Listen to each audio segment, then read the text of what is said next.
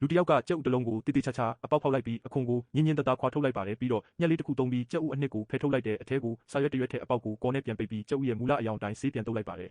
အရာအလုံးအသင်းဖြစ်တာနဲ့သူဟာထောင်ကိုသွားပြီးသူ့ရဲ့ပြစ်မှတ်ကိုစောင့်နေလိုက်တယ်မကြခင်မှာပဲအမျိုးသမီးတစ်ယောက်ကထောင်ကိုအစားတောက်လာပို့တယ်သူကအဲ့ဒီကြက်ဥကိုအမျိုးသမီးရဲ့ထမင်းဘူးထဲတိတ်တဆိတ်ထည့်ပေးလိုက်တယ်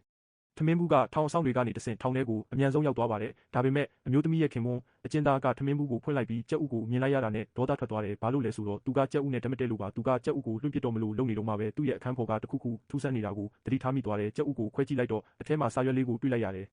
စာထဲမှာထွက်ပြေးဖို့နေရန်ကိုဖြိုးလို့ရေးထားတဲ့စာကိုဖတ်ပြီးတာနဲ့အကျဉ်းသားကအခြေအနေအလုံးကိုသဘောပေါက်သွားတယ်ထောင်ဆောင်တွေအစာစားပြီးထွက်သွားချိန်မှာသူကဖက်နှက်နဲ့နေရန်ကိုချက်ချင်းထုတော့တာပဲတကယ်တော့သူ့ကိုကယ်တင်ဖို့သူ့လူတွေကဥမင်တူပြီးရောက်နေနေပြီဖြစ်ပါတယ်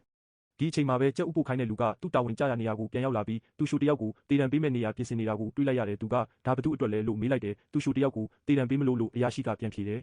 ဒီစကားကိုကြားတော့သူတုံ့လောက်သွားတယ်ဒါဟာရန်သူကသူ့ကိုစမ်းတက်နေတာဆိုတာသူသိလိုက်တယ်သူ့ရဲ့အားနည်းချက်ကိုဖော်ထုတ်နိုင်ဖို့သူ့အဖွဲ့သားကိုအချိန်စောပြီးတေတံပေးလိုက်ချင်တာဖြစ်ပါတယ်ရုံးခန်းကိုပြန်ရောက်တော့သူကဒီကိစ္စကိုလုံးဝဂရုမစိုက်တဲ့ပုံစံနဲ့အလုရှုံနေတယ်လို့ဟန်ဆောင်နေလိုက်တယ်ဒါပေမဲ့စိတ်ထဲမှာတော့သူ့အဖွဲ့သားတွေအောင်မြင်စွာကယ်တင်နိုင်ပါစေလို့ဆုတောင်းနေခဲ့တယ်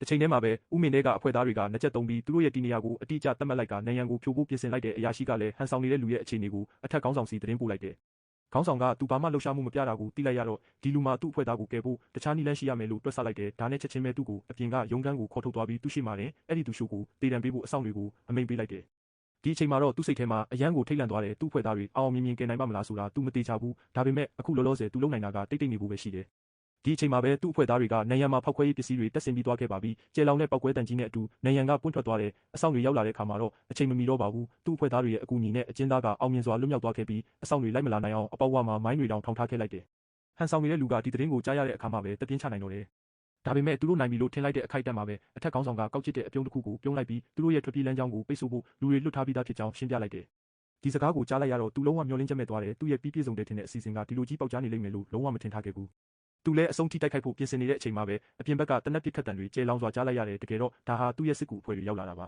။နောက်ဆုံးမှာတော့အဲ့ဒီစစ်ကူအဖွဲ့ရဲ့အကူအညီနဲ့သူတို့အားလုံးအတူတကွအောင်မြင်စွာလွတ်မြောက်သွားနိုင်ခဲ့ပါတော့တယ်။